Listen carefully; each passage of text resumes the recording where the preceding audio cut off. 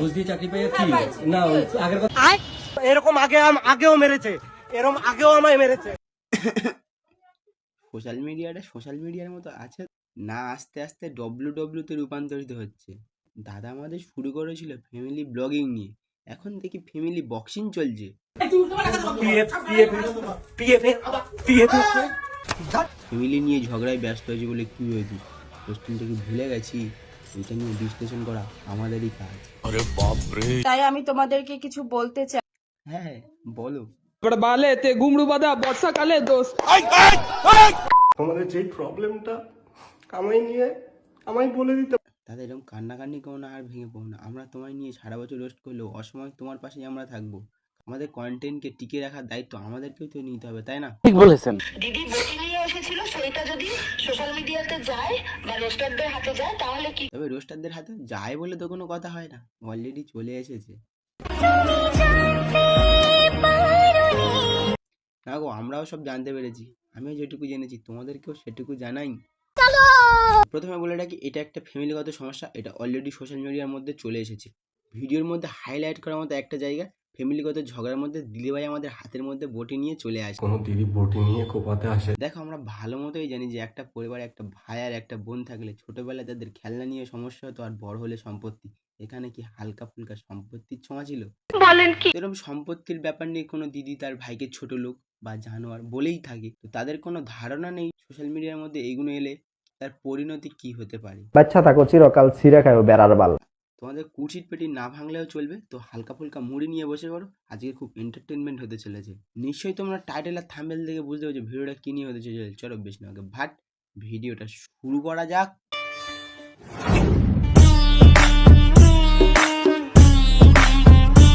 প্রথমে কোনো ঘটনা বুঝতে হলে শুরু থেকেই দেখতে হবে। প্রথমে জানিয়ে রাখি, বংরনের ফ্যামিলিতে দীর্ঘ কমাস সমস্যা চলছিল। চলতে চলতে যে রিসেন্ট একটা বড় ঘটনা হলো, তার কারণটা জেনে নাও। দিনটা ছিল বংরনের ভাগনার জন্মদিন। তো বংরন বাইরে থেকে একটা গিফট বা একটা জ্যাকেট নিয়েছিল ভাগনাকে দেবে বলে। আমি আমার ছেলেকে ঘরে ডেকে বলি, বাবাই তুমি মামু কিছু দিলে তুমি সেটা নিও না। এখান থেকেই সমস্যাটা শুরু হয়। হালকা কথা বলা বলি, হালকা হাত চলাচলি, তারপরে বটি নিয়ে কোপাকুপি। পিএফে আছে তো ফ্যামিলির মধ্যে ঝগড়া মারামারি এটা স্বাভাবিক ব্যাপার, কিন্তু রনের দিদি একটা মহান কাজ করে ফেলে। কিন্তু কোনো দিদি বটি নিয়ে কোপাতে আসে, এটা কি মানা? দিদি রনকে রুই মাছ ভেবে বটিটা নিয়ে আসে আঁশ ছাড়ানোর। তো বংরনের নামে একটা মিথ্যে এলিগেশন দেওয়া হয় যে বংরন নাকি বটিটা নিয়ে এসে একটা কাকিমার গালে চালিয়ে দিয়েছে। জেল খাটা বলে তোর কি করবো? তোর দিদির সঙ্গে যদি বটিটা দিয়ে আমি কোপ দিয়ে বেরোয়েছি। হ্যাঁ তুই কোপাইছো, আমি কোপাইছি বেরোয়েছি মানে আমি কোন জেল খাটাবো? এটা একটা ফ্যাক্ট হয়ে গেল না যে পারিবারিক ঝগড়া হয়েছে, পারিবারিক সমস্যার মধ্যে পুলিশ কেসের ভয় দেখাচ্ছে, তাহলে সে সোশ্যাল মিডিয়ার মধ্যে কেন আনবে না? সবাইকে তো জানতে হবে সত্যিটা কি। প্রথম এরম মিথ্যে এলিগেশন দিয়ে তাকে ফাঁসিয়ে দেওয়া হয়, তারপরে দিদি তার প্রোফাইল থেকে একটা ভিডিও আপলোড করে আমার মানে ভাইয়াকে বাড়িতে নিয়ে আসার জন্য, ও যাতে চলে না যায় তার জন্য আমার মা ফোন করে বলেছে যে দেখ কাকি কিন্তু খুব খারাপ অবস্থা, তুই কাকিকে কুপিয়ে গেছিস। দিদি বাহ। তবে এই দিদিভাইকে তোমাদের সবাইকে চিনিয়ে দিই, তবে তোমরা অনেকেই এই দিদিভাইকে চেনো না। তবে দিদিভাইকে আর হালকাই নিও না, দিদিভাই কিন্তু অনেকটাই ভাইরাল। কি করে ভাইরাল তো তোমরাই দেখে নাও।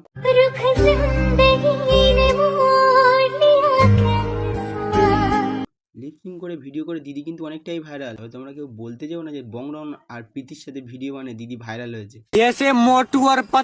তবে তোমরা সব একদম বলো না, তাহলে তোমরা প্রকৃত সত্যি কথাটাই বলে ফেলো। আবার সেই দিদি ভাইয়ের মোটিভেশন, সেই পাহাড়ের গা বেয়ে আসা নীলচে জল, তাতে মিশে থাকা হলুদ রঙের গু।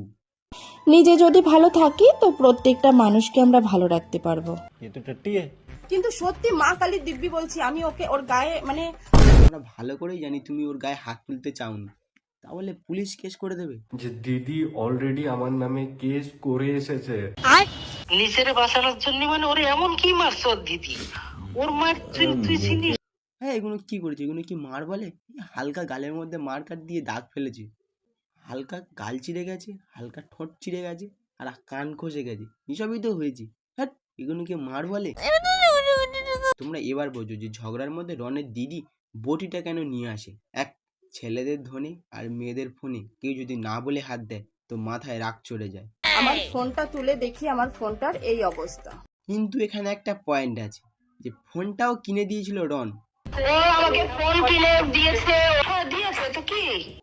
দিয়েছি তাতে কি, ভেঙেছি তাতে তোমার কি? এই যে দেখতে পাচ্ছ ফোনটা ব্যান্ড হয়ে গেছে। ব্যান্ড হয়ে গেছে? কোন ব্যান্ড হয়ে গেছে? ফসিলসের ব্যান্ড বলে না ব্র্যান্ড বলে, আমি নিজেও তো শালা ভুলে গেলাম। যা কিছু একটা বলে। তো পরের পয়েন্টে ফিরে আসি। তখন আমি আমার হাতের সামনে ওখানে বটিটা পেয়েছি, বটিটা নিয়ে বটি নিয়ে গেছি, ভাইকে বলছি ভাই আয়, তোর নখগুলো অনেক বড় হয়ে গেছে, তুই ছিটে দি। তোমরা ভাবতে পারো যেন একটা মোটিভেশন স্পিকার, পার্সোনাল লাইফ কি এরকম হতে পারে? জীবন খুব সুন্দর, তাই জীবনের প্রতিটা মুহূর্ত আমাদের উপভোগ করা উচিত। সঙ্গে যদি একটা বটি থাকে তাহলে আরো ভালো করে উপভোগ করা যায়। সঠিক বলেছেন। কিন্তু বটিটা নিয়ে এরকম কোনো কথা বলিনি যে তোকে শেষ করে ফেলবো বা কিছু। হ্যাঁ দিদি, তুমি কি বটিটা নিয়ে শপ করতে গেছিলে? লোক আইফোন, সোনার চেন এসব দিয়ে শপ করে, দিদির তো আলাদাই ব্যাপার, দিদি বটি নিয়ে শপ করে। সেখানে আমি একটা কথা বলে ফেলেছি। বলছি কি দিদি ভাই, তোমার কোন লগ্নে জন্মগ্রহণ ছিল তুমি কি বলতে পারবে?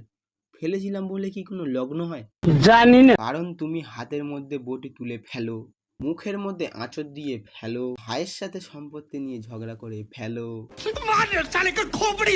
যে দেখ তোদের মতো তো কোমর দুলিয়ে আমার বর টাকা ইনকাম করে না। রন তো ভিডিওর মাঝখানে বললো যে তোমার বর ঘুষ দিয়ে চাকরি পেয়ে গেছে, তাহলে আর কোমর নাচাবে কেন? এবার কোমর নাচানোর কাজটা তুমিই করো।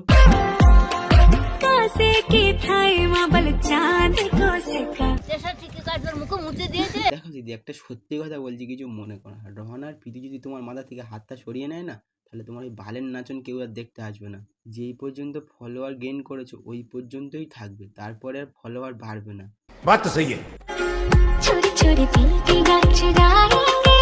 আরে এ তো আর দিদির সাথে ভিডিও করে ফেলেছে। আবার দিদি তো আবার বলেছে রোস্টারদের মাথা নিচু করে কথা বলতে। সরি দিদি, মাথা উঁচু করে কথা বলছি, এবার ঠিক আছে তো?